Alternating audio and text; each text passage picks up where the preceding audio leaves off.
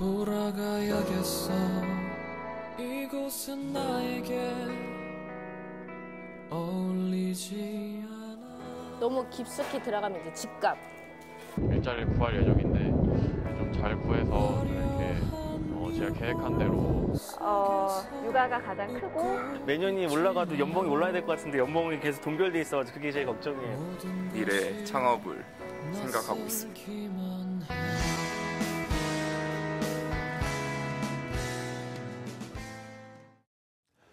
2019년 새해가 시작된 지 벌써 3일째 맞고 있습니다. 새해의 3일차에 우리는 이런 사자성어를 찾게 되는데요. 작심삼일. 올해는 제발 작심삼일이 되지 않기를 바라면서 보다 유용한 정보를 발빠르게 활용해야만 작심삼일에서 벗어날 수 있지 않을까 해서요. 시시각각 신년 특집 두 번째 시간에는 3040 세대들의 고민이 무엇인지 또 이걸 해결할 수 있는 방법은 무엇인지 확인해보는 시간을 가져보겠습니다. 함께해 주실 두 분 소개하겠습니다. 3040 세대 엄마들의 대표이자 한국 워킹맘 연구소의 소장 이수연 소장님 모셨습니다. 안녕하세요. 네, 안녕하세요. 이수연입니다. 네, 3040 세대이면서 곧 부모 대열에 합류할 박철민 기자도 모셨습니다. 어서 오십시오. 안녕하세요. 예, 네. 뭐 오늘 시시각의 타깃이 3040입니다. 네. 제가 엊그제까지만 해도 3040이었는데 오늘 뭐 알짜 정보를 많이 준비하셨다고 그 얘기를 들었는데 어떻게 소장님 어떤 네. 정보를 갖고 나오셨습니까? 아무래도 이제 제가 받는 서비스이고 제가 받는 혜택이잖아요. 그래서 예. 굉장히 이제 관심이 많습니다. 그래서 많이 준비했으니까요. 예. 기대하셔도 좋을 것 같습니다. 박철민 기자는 또 저는 이제 평상시에 서울시정을 주로 여러분들께 쇼미더 서울로 전해드리고 있었는데 준비할 때마다 서울시 정책들이 매번 업그레이드가 되고 정말 다양한 것들이 많아서 공부하는 자세로 그동안 해왔거든요. 오늘 제가 공부한 것들을 여러분들께 잘 전달해드리도록 하겠습니다. 예. 한 조사에 따르면 일과 가정생활 중에 무엇이 우선이냐 하고 물었더니 4, 5년 전까지만 해도 일이 우선이다라고 답했던 3040 세대들이 이제는 일보다 가정이 더 중요하다라고 답했다고 합니다. 그럼에도 불구하고 여전히 3040 세대에게 일과 가정 반드시 사수해야 될 책임들이라고 봅니다. 3040 세대 일원으로 가장 큰 책임감 혹은 부담 뭘 들 수가 있을까요? 네, 일단 저는 이제 제가 워킹맘이다 보니까 일도 잘하고 이제 아이도 잘 키워야 된다는 그런 부담감이 가장 크고요. 다음으로는 이제 아무래도 경제적인 부분들 또 이제 노후에 대한 고민들 이런 부분들이 가장 큰 고민이 이제 좀 부담감으로 다가오고 있죠. 네. 그러니까 일과 가정의 양립이 부담이다. 이렇게 그렇죠. 그러니까 얘기를 잘하고 하는 싶은 마음인데 둘다 현실적으로는 어려우니까. 그렇죠. 네네. 박 기자님은 네. 저는 올해 이제 가정을 거의 버리지 않나요? 이게 무슨 말씀이세요? 제 아내가 보고 있는데 제가 이제 올해로 40이 됐어요. 그래서 이제 3040의 딱 중간에 있는 위치인데 40 하면은 이제 불혹의 나이라고 하잖아요. 그런데 걱정이 꽤 많습니다. 걱정이 없는 게 아니라 더 많아진 것 같고 사회의 일원으로서 어떤 그 중간 지점에 있는 것 같고 그래서 제가 지금까지 쌓아왔던 것들을 증명해 보이는 그 시점이 지금 이 시점부터 시작될 것 같아서 그런 부분에 대한 책임감들이 좀 생기는 것 같습니다. 아, 그렇습니다. 이제 능력을 보여줘라고 이제 사회가 요구를 하는 그런 나이가 되신 거죠. 자, 그러면 3040 세대들의 아주 구체적인 고민들 한번 들어보겠습니다. 정말 인간이 겪을 수 있는 최고의 육체 노동? 일도 같이 하면서 육아도 해야 되기 때문에 진짜 보통이 아니다는 생각이 들거든요. 너무 힘들어서 퇴사를 하게 되었거든요.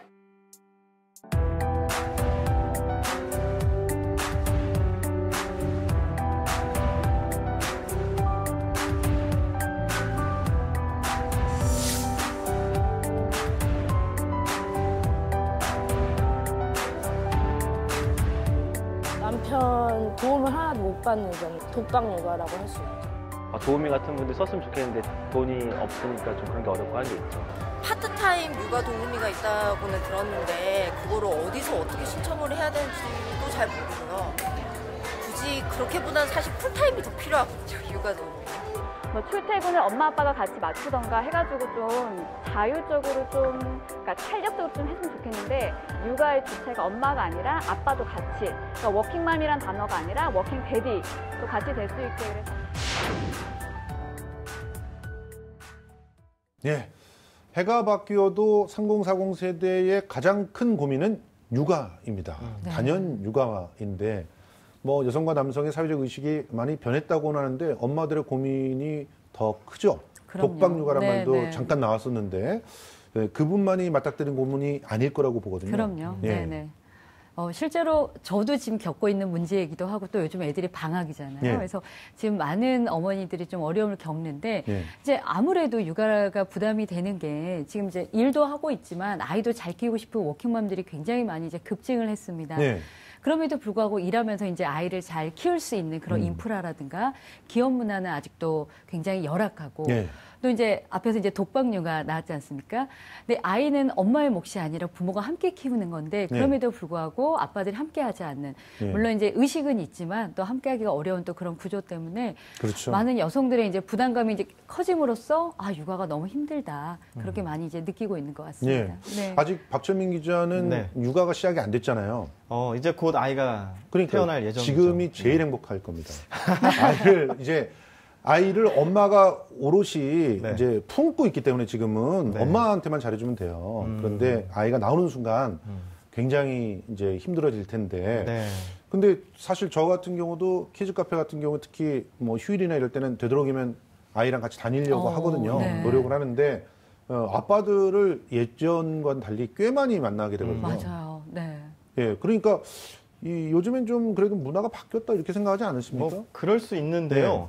사실 그 워킹맘이라는 단어는 있는데 워킹데디라는 표현을 잘 못 본 것 같아요. 그리고 방금 전 그 화면에서도 어머님들이 주로 이제 육아에 대한 이야기를 하시지 그 화면 안에서 또 아버님들은 만날 수가 없었거든요. 도대체 이 아버님들은 어디 계신지 육아할 때만큼은 좀 빠져 있는 것 같다라는 생각이 들어서 좀 안타깝고 예비 아빠로서 또 무한한 책임감과 반성을 하게 되는데 그 카페나 이런 데 가도 아버지 같은 경우에는 아이를 케어하는 거를 잘 안 해보려 하다 보니까 그냥 옆에다 세워놓고 뭐 핸드폰을 만진다든가 조금 무관심한 그런 자세들을 많이 볼 수 있었거든요. 그냥 무조건 카페에 데리고 오는 것까지가 아니라 거기서 같이 놀아주는 것도 그 다음에 행동들인데 그런 부분에서는 좀 우리 아버님들 좀 더 노력이 필요할 것 같다는 생각을 해봅니다. 저는 그런 생각도 해보는데 실제로 예전에는요. 그러니까 뭐 대가족 어떤 구조 안에서 저는 컸거든요. 그러면 사실 저는 새쌍둥이 남동생이 있어서 아들만 넷이었어요. 그런데 할머니 할아버지가 같이 사셨어요. 그래서 할머니 할아버지께서 육아를 거의 전담해 주셨기 때문에 어머님 아버님이 다 맞벌이를 하실 수가 있었거든요. 맞아요. 그리고 제가 살던 어릴 때 살던 곳은 오류동 개봉동 이쪽에서 살았는데 거기는 문 딱 열면 골목에서 다 어른들이 다 이웃 사촌이고 가족이고. 사실은 제 동생들은 이웃들이 거의 많이 키워줬거든요. 안아주시고 뭐 달래주시고. 근데 요즘에는 이게 그러니까 마을이 이렇게 돌본다 이런 개념들이 사라지면서 부모한테 독박 부모 육아가 된 거고 그리고 아빠는 돈을 벌어야 된다는 식의 어떤 사회적 구조가 바뀌지 않았기 때문에 그러니까 독박 육아를 엄마가 이렇게 보게 된 거 아닌가요? 네, 맞아요. 이걸 바꿔줘야 되지 않을까 이런 생각이 들어요. 박 기자님 어떻게 보십니까? 그러니까 예전 제 기억에서도 대문 앞을 나가면 어르신들이 처음부터 그러니까 예의 범절부터 가르쳐 주셨던 것 같아요. 인사부터 시작해서 여러 가지 그 마을 공동체 안에서 할 수 있는 것들이 있었는데 요즘은 그런 단어가 이제는 뭐 신조어처럼 만들어져야지 되는 그러니까 즉 마을이 학교다. 마을이 학교다라는 단어도 예전부터 계속 그렇게 해왔던 건데 왠지 이제 뭔가 새롭게 도입되는 시스템처럼 그렇게 말이 만들어지기도 하고요. 그래서 이제 서울시가 아이의 출생부터 정부와 지자체가 나서서 돌보겠다, 뭐 그런 시스템을 만들겠다라고 발표를 했는데 그게 바로 돌봄 공공 책임제라는 거예요. 서울시가 처음부터 끝까지 보육을 책임지겠다라고 박원순 서울시장이 발표를 했습니다. 그럼 구체적으로 어떻게 달라지는 거예요? 일단은 그 달라지는 것들 보면요. 여기 그 CG가 준비가 되어 있는데요. 소득에 상관없이 만 6세 미만 아동에게 먼저 월 10만 원이 지급이 되고요. 9월부터 초등학교 입학 전 최대 84개월 만 7세 미만에게 아동으로 확대를 해서 예. 이렇게 지원을 하겠다는 건데 조금 그러니까 더 자세하게 아동 수당. 예. 네네. 자세하게 한번 보면요. 예. 서울시가 3조 5천여 원을 투입해서 돌봄 공공책임제라는 걸 실시를 합니다. 예. 예산이 국공립 어린이집과 우리 동네 키움센터 확충 그리고 예. 학부모들의 어린이집 비용 부담이었던 차액 보육료 지원에 쓸 예정이라고 하는데요. 예. 이 차액 보육료라는 게 뭐냐면요.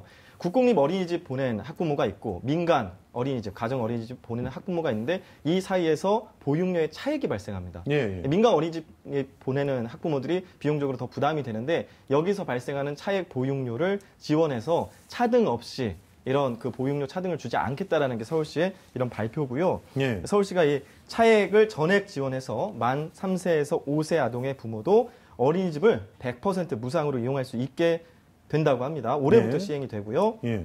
사실 서울시 지자체 중에서는 몇 군데 실시하고 있었는데 이런 것들을 전 자치구로 확대를 하는 그런 상황이고 예. 아이 행복카드에서 바우처 형태로 지원을 하고 걱정 없이 보육료를 결제하면 되는 것입니다. 예. 저는 제일 반가운 소식 중에 하나가 아까 방금 전에 얘기했던 아동수당이었는데 네. 이 아동수당이 만 7세로 확대되는 거잖아요. 그리고 네네. 소급 지급도 있다는데 그 내용 좀 설명을 좀 해주십시오.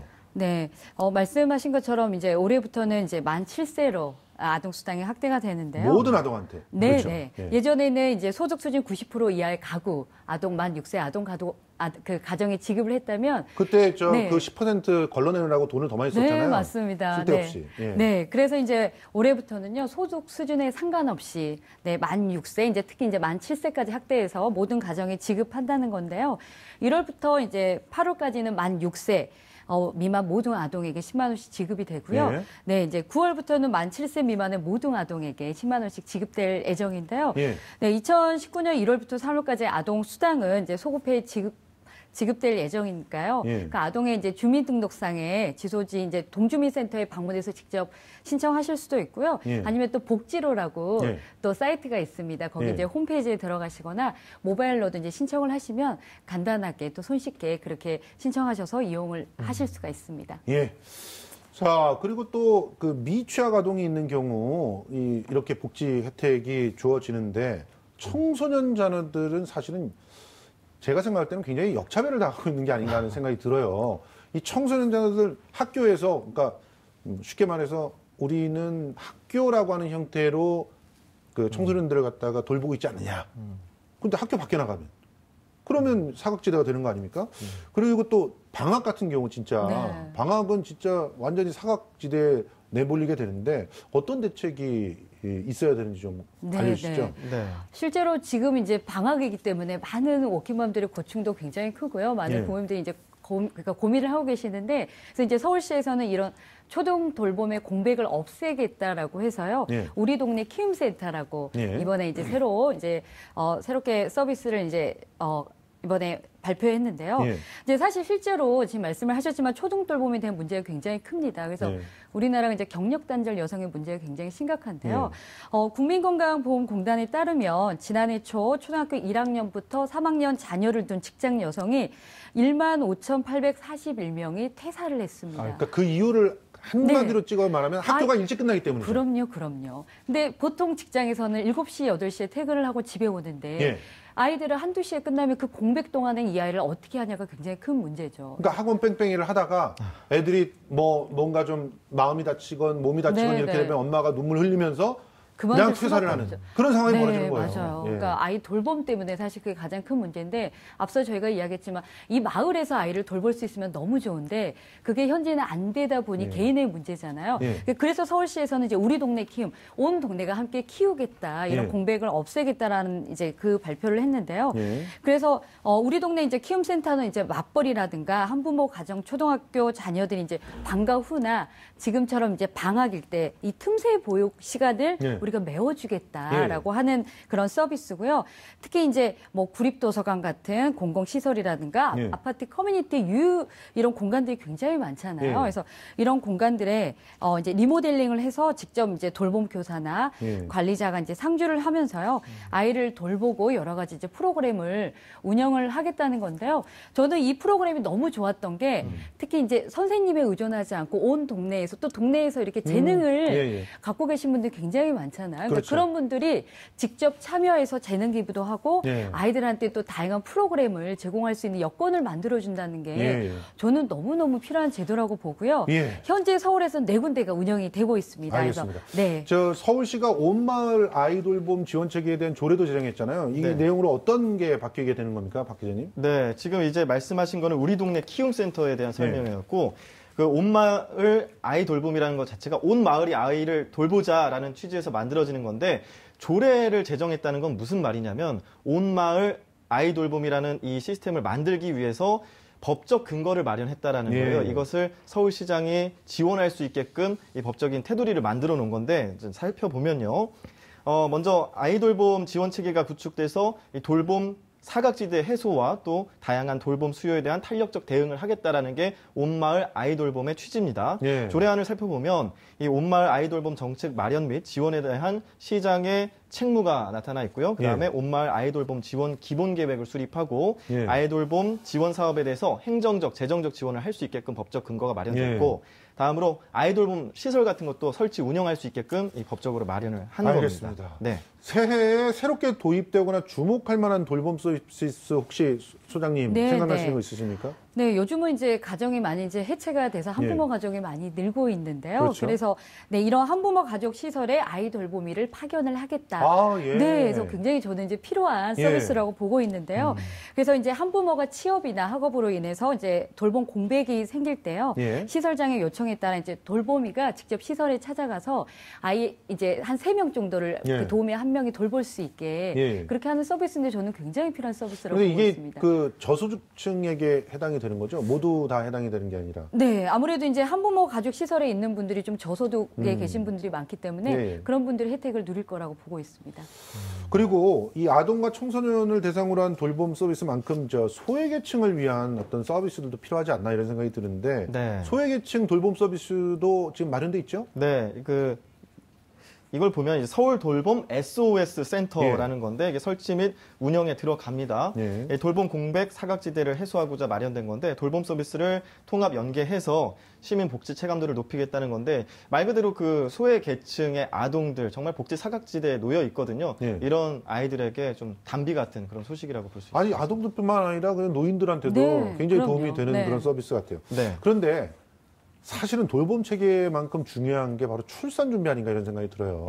지금 이제 박정민 기자는 뭐 워낙 능력이 있으니까 출산 준비를 잘 해놓으셨을 것 같은데 실제로 지금 그 직장을 다니면서 이 출산 준비를 해야 되는 여성들 소홀할 수밖에 없게 되죠. 아, 그럼요. 네, 그리고 또 예를 들어서 혼자서 출산을 준비해야 되는 이거는 엄두를 못 내는 경우들이 많단 말이에요.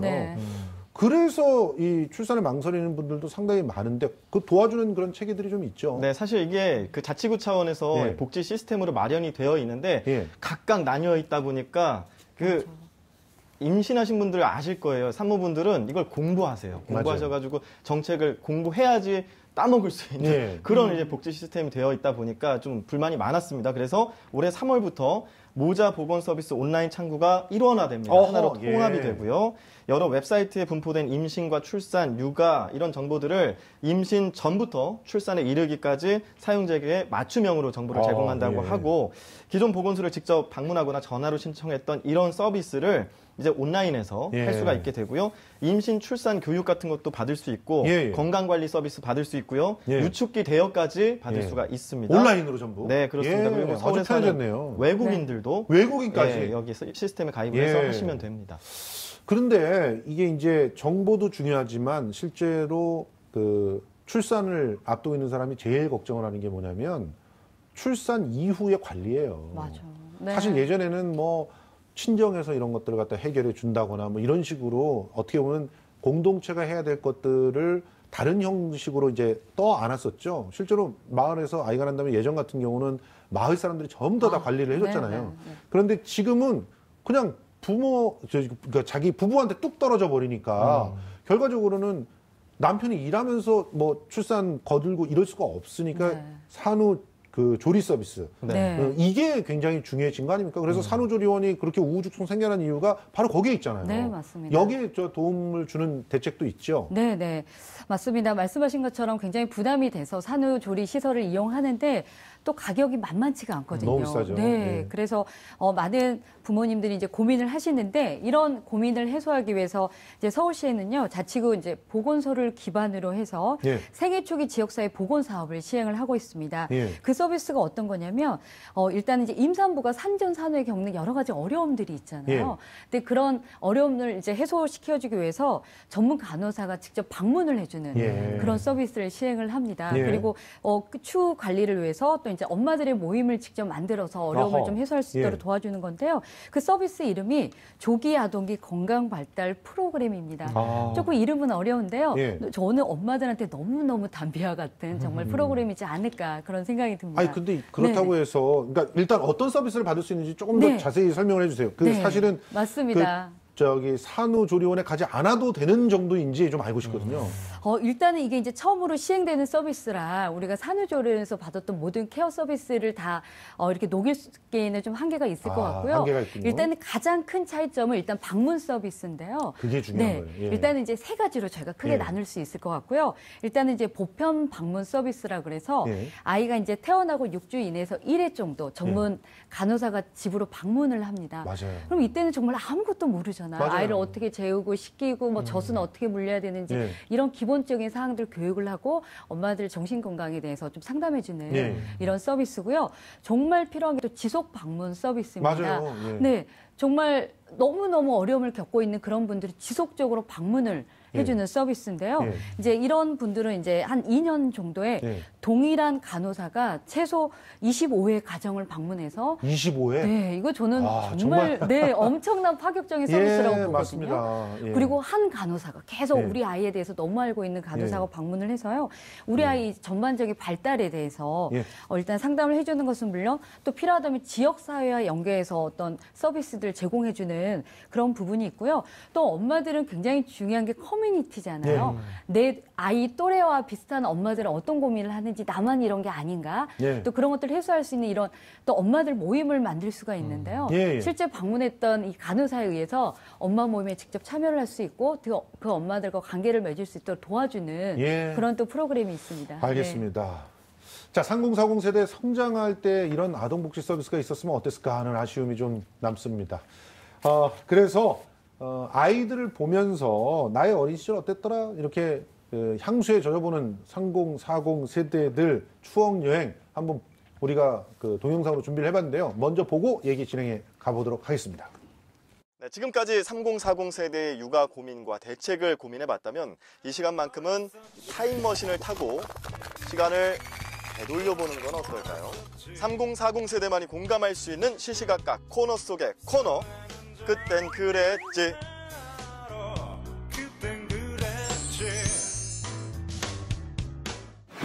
겨울방학을 맞아 학원 다니느라 바쁜 아이들을 보면 짠하다는 생각이 들면서 너무한 것 아닌가 싶기도 한데요. 우리 어린 시절엔 방학 때마다 이거 한 권씩 풀어야 했잖아요.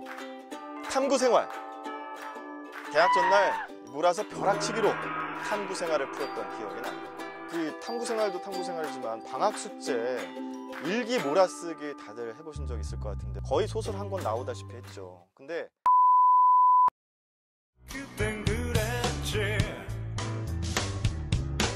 학교 이야기를 하려니 전 병아리가 늘 생각이 납니다.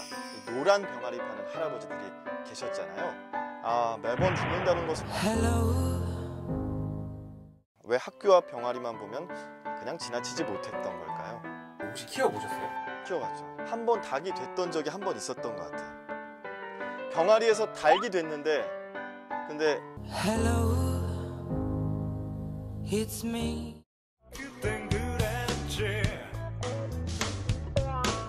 그런가 하면 3040 세대가 어릴 때만 해도 대형 학원 같은 게 없었거든요. 그냥 주산학원 좀 다니고 산수도 좀 배우고 그런데 요즘 다시 주산 열풍이 분다네요. 네, 사실 그때 주산학원 다니신 분들은 이 주판을 튕기시면서 틀리면은 주판으로 머리를 막 긁거나 이런 체벌을 받으셨을 것 같은데 저는 이런 체벌 잘 안 받아봤습니다. 거의 뭐 영재였거든요.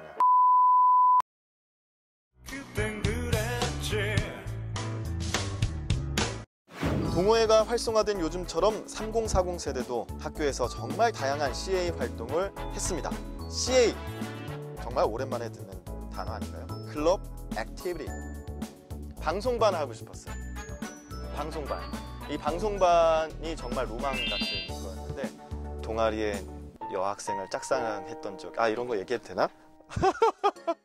오디션을 봤는데 떨어졌던 기억이 있습니다. 예뻤거든.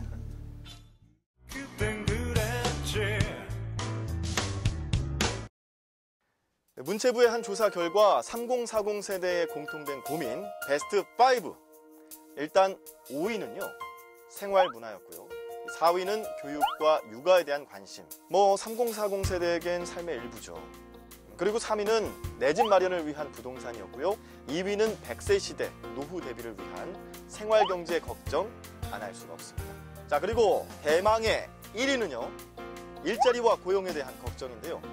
서울시민 3040 세대에게 더 나은 일자리와 재취업 최대 관심사였습니다. 자, 이와 관련된 이야기도 계속해서 나눠봐야겠죠.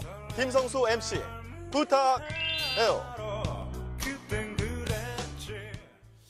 지금 이렇게 보니까 실제로 어렸을 때에는 정말 다양한 꿈을 꾸고 다양한 관심사를 품고 자라는데 3040이 돼가지고 결국 1위가 일자리고 2위가 부동산이고 이러니까 너무 각박해진다 이런 생각이 드네요. 저는 개인적으로는 제가 하고 싶어 하는 일을 계속 하면서 이제 돈도 벌 수 있는 그런 직업을 갖게 됐는데 그런데 3040 세대들은 아직까지 또 방황하는 그런 자기가 나름대로 플랜에 맞게 일자리도 얻고 했지만 그게 또 자기한테 맞지 않아서 고민하는 그런 분들도 상당히 많은 것 같습니다. 자, 그러면 이 3040 세대의 일자리 고민 VCR로 먼저 확인해 보시겠습니다.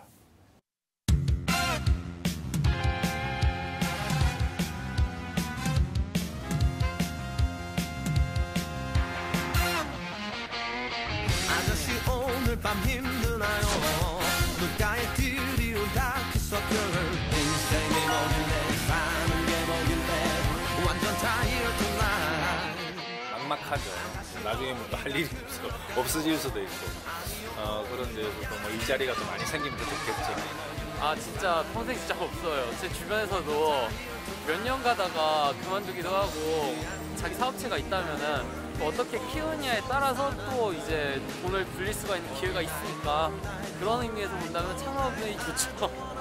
요즘 언제 잘릴지도 모르고 그 명퇴 나이도 되게 줄어들었잖아요. 그래가지고 미래 대비 차원에서 사람들이 2개, 3개 이상의 직업을 대비해야 되는 것 같습니다.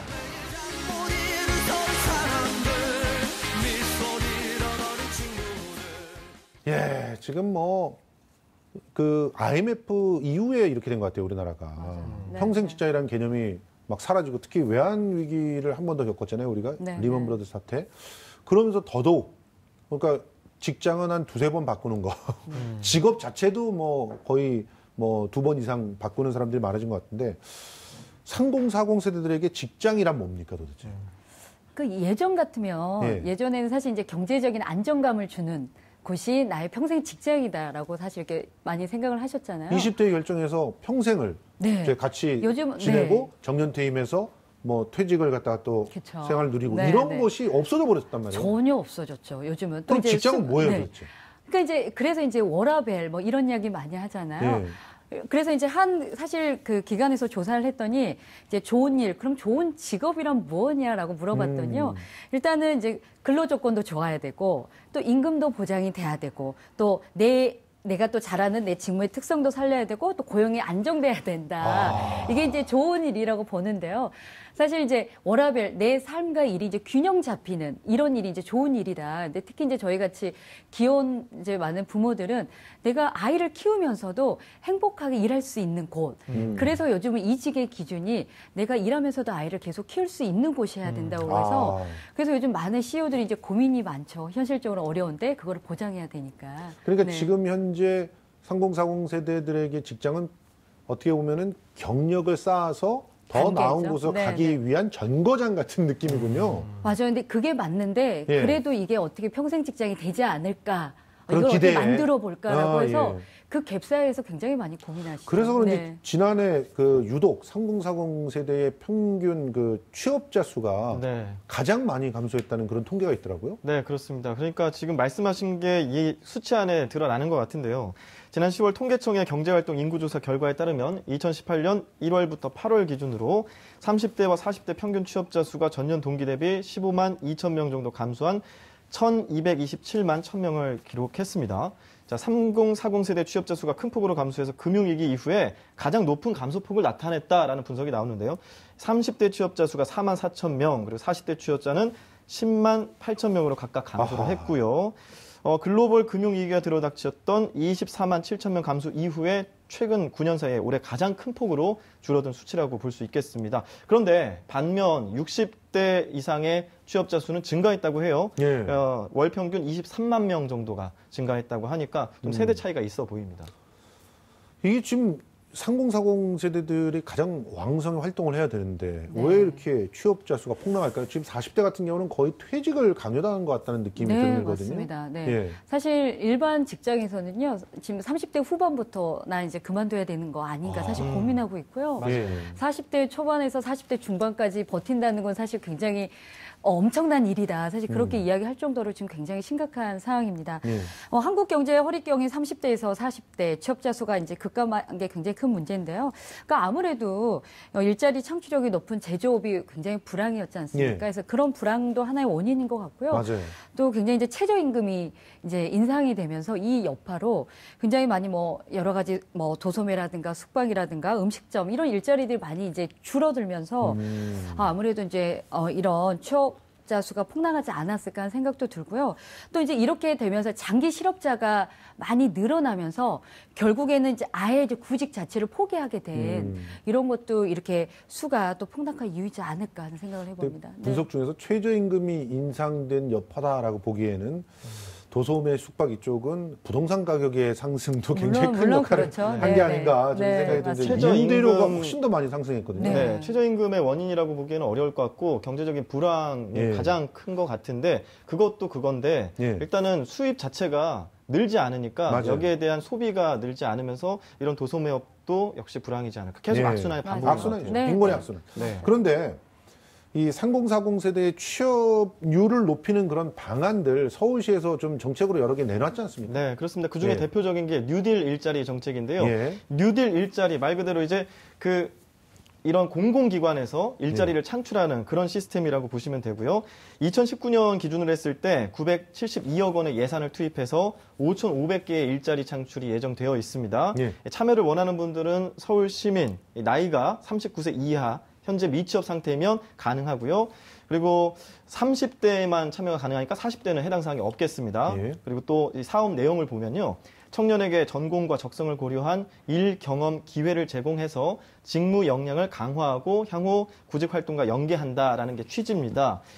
사업 예산이 113개 사업장에 91억 원이 예정되어 있고 여기서 뭐 여러 가지 그 서비스들이 되는데 일자리 카페 같은 것도 운영이 되고요. 또 서비스도 확대가 된다고 하는데 이 문제가 조금 있어 보입니다. 지금까지 운영되면서 이게 뉴딜 일자리 자체가 그동안 좀 처음에는 이제 많이 이제 관심을 가지고 했는데 막상 해보니까 이게 그렇게 내가 생각한 일자리는 아니네라는 그런 이야기들도 나오고 있거든요. 지금 뭐 편의점 알바생만 못하다 뭐 이런 비판까지 있었어요. 왜 그런 거예요? 이게 뉴딜 일자리가 일 경험을 쌓는 게 일단 첫 번째 취지다 보니까 기간이 또 한정되어 있습니다. 아, 기간 한정돼 있고. 네, 기간이 한정되어 있어서. 근데 경험은 제대로 할 수 있는 거예요, 일을?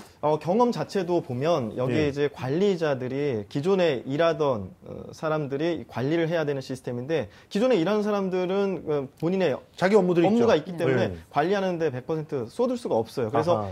일자리 매니저가 있습니다. 뉴딜 일자리 매니저가 지금 50명 정도 있다고 하는데 너무 적네요. 네, 이들이 4,000명 정도를 이제 관리를 해야 되니까 이걸 대입해 보면은 정말 관리해야 될 인원 수가 너무나도 많은 거죠. 그러니까 뉴딜 일자리 자체를 좀 늘리기 위해서는 질적인 향상이 좀 필요해 보입니다. 이런 거 말고 차동의 간호사 취업이나 좀 많이 늘려줬으면 훨씬 더.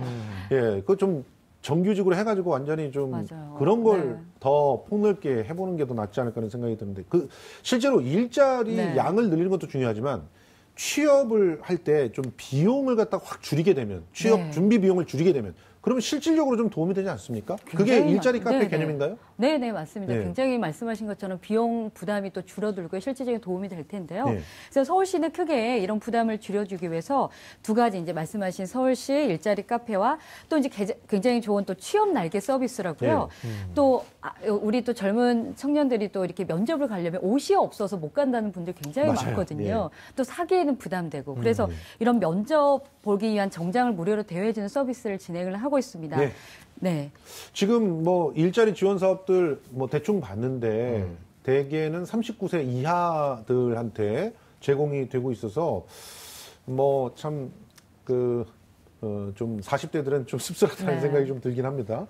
그리고 이 3040 세대들에게 창업을 도와주는 그런 정보들 혹은 그런 서비스들 있지 않습니까? 네, 지금 일자리 카페 말씀하셨는데 창업 카페라는 것도 있습니다. 서울 창업 카페가 있고 현재 7개소가 운영이 되고 있고요. 또 창업 허브라는 것도 있습니다. 여기는 이제 창업할 수 있는 교육이나 이런 것들을 정보 같은 것들을 한데 모아서 제공해주고 창업을 잘할 수 있게 도와주는 그런 매니지먼트를 하고 있는 곳이거든요. 이런 것들 찾아보시면은 좀 창업하는 데 도움을 얻지 않을까 싶습니다. 알겠습니다. 자, 이제 육아와 또 일자리, 여기에 관련돼 있는 서울시의 뭐 정책이나 사업들을 갖다 좀 확인을 해봤는데 3040 세대의 또 다른 고민이 있다고 하죠. 그 또 다른 고민 한번 VCR로 확인해 보시겠습니다. 즐거운 곳에서는 나로라 하여도 내 쉴 곳은 새해 소망, 내 집 마련.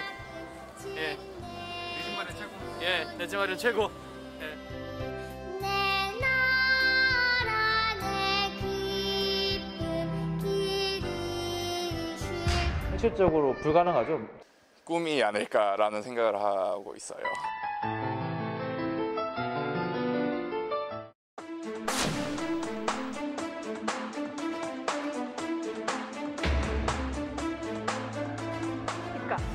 서울에 살면서 집값이 가장 크죠. 결혼해서 서로 맞벌이로 돈을 벌어가지고 집을 살 수 있는 구조가 아니잖아요. 그러니까 그런 거에 대한 부담이 가장 크죠. 집이 없으면은 또 그것만으로도 이제 전세 월세 나가니까 장기 저리로 좀 대출을 줬으면 좋겠어요. 아시겠지만 집을 살 수가 없잖아요. 그래서 그러다 보면 대출을 받아야 되고 대출 받으면 결국 자기 생활이 다 먹히는 거고 하고 싶은 것도 먹고 먹고 싶은 것도 못 먹게 되고 애도 못 키울 수밖에 없는 그런 상황입니다.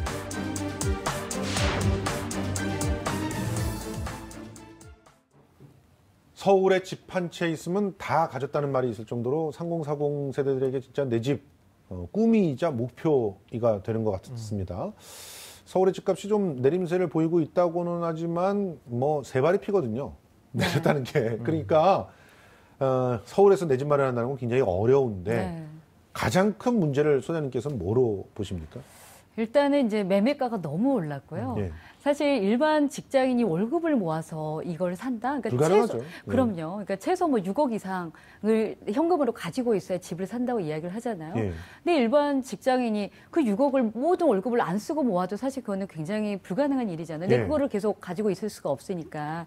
그래서 매매가는 계속 오르는데 현실적 소득은 그만큼 되지 않고 그러면 결국 내가 빚을 지거나 아니면 부모의 도움을 받아야 되는데 또 그것도 한계가 있지 않습니까? 그렇죠. 또 아이가 있어요. 그러면 아이를 낳는 순간 이제 그때 저축은 그냥 끝나버려요. 사실 빚더미에 올라가지 않으면 너무 다행이고요. 이제 그러다 보니 진짜 내 집 마련을 정말 꿈도 못 꾸는 그런 상황으로 계속 악순환이 되는 거죠. 맞습니다. 있는 사람들은 더 갖고 예. 없는 사람들은 아예 포기하게 되고. 예. 네. 그래서 요즘은 이제 좋은 학벌이나 좋은 직장보다 서울에 집 한 채 있는 사람이 최고다. 이런 얘기가 네, 맞습니다. 최고의 신랑감이나 네, 네. 혹은 최고의 신부감이 되는 얘기가 나오는데 내 집 뭐 마련은 아예 꿈도 못 꾸고 그냥 전세 정도라도 서울에서 좀 어떻게 얻었으면 좋을까 하는데 전세값도 워낙 뭐 올랐거든요. 그럼요. 그러면 좀 저렴하게 전세금 마련할 수 있는 방법 그런 방법 아신다면서요? 네, 그러니까 서울에 그것도 상암동에 전세를 구한 노하우 좀 풀어주시죠. 아, 저는 이제 다 빚이에요. 이 전세도 어떻게 보면 빚인데, 빚이에요. 말씀하셨다시피 월급으로 이거를 해결할 수가 없거든요. 예. 그렇기 때문에 은행 빚을 얻어서라도 하는데 가장 좋은 거는 빚을 내더라도 이자가 적은 것. 맞아요. 이런 빚을 구하면 될 것 같습니다. 예. 그래서 마련한 게 신혼부부 임차 보증금 지원 2019년부터 혜택이 확대된다라는 그런 내용인데 예. 기간이 일단 늘어납니다. 예. 6년에서 최대 8년까지 예, 확대가 좋습니다. 되고요. 또 새로 계약하는 집뿐만 아니라 기존에 거주 중인 이 주택 전월세 계약도 연장하는 경우에 이거 해당할 수가 있고요. 예. 임차 보증금 지원 사업이 이 목돈 마련이 어려운 이런 신혼부부들에게 저렴하게 전세 자금을 대준다는 건데 기본 지원이 이렇게 연장이 됐고요. 또 최초 대출금 10% 상환 시 4년까지 연장 가능하고 아이를 낳으면 낳을수록 또 연장 지원이 가능합니다. 예. 소득액이 4천만 원 이하인 경우에는 뭐 금리가 1.0%포인트 또 이렇게 혜택이 있고요. 소득액 뭐 4천에서 8천만 원은 0.7% 이렇게 차등으로 두어서 지원되는 이자 같은 것들을 이렇게 차등 지원을 했으니까 이런 것들을 제대로 좀 알아보시고 좀 한국주택금융공사 직접 알아보셔도 좋고 은행에 직접 알아보셔도 좋고요. 서울시에 또 전월세 지원센터가 있거든요. 예. 여기에 또 정보들이 많이 있으니까 저렴하게 또 빚을 내라고 제가 이렇게 말씀드리기 좀 죄송하지만 좀 최대한 정보를 드리면 그렇습니다.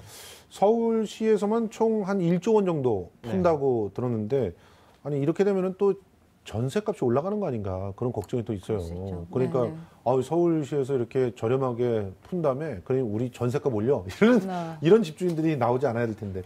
그리고 3기 신도시 여러 가지 이제 논란들이 있는 정책이었습니다. 근데 3기 신도시가 결과적으로는 3040 세대들한테는 또 한 번 찬스다 이런 얘기들이 나오는데 우리 소장님은 어떻게 생각하십니까? 그 3기 신도시 같은 경우? 네, 일단은 이제 굉장히 많은 분들이 이제 특히 주택이 없으신 분들은 굉장히 호재 아닌가? 이제 이 기회에 한번 해보지 않을까? 네, 그래서 도전해야 되지 않을까 생각을 많이 하시는데요.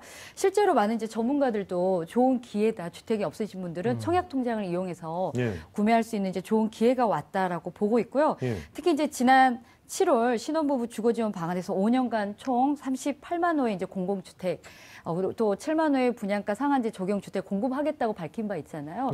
그와 맞물려서 이제 이런 이제 발표들이 되면서 정말 무주택자에게는 이번에는 그래도 어떻게 한번 도전해 볼 수 있다는 좀 희망을 주지 않았나 하는 좀 생각이 들거든요. 그런데 사실은 이 신도시는 또 서울까지의 접근 시간이 너무 많이 걸려서 이 교통 문제를 어떻게든 해결해 주지 않으면 안 된다는 그런 단점이 있잖아요. 그렇죠. 그리고 또 이게 기간이 아직 좀 많이 남았잖아요. 그렇죠. 그러니까 지금 당장 해결하기에는 부족함이 있어 보입니다.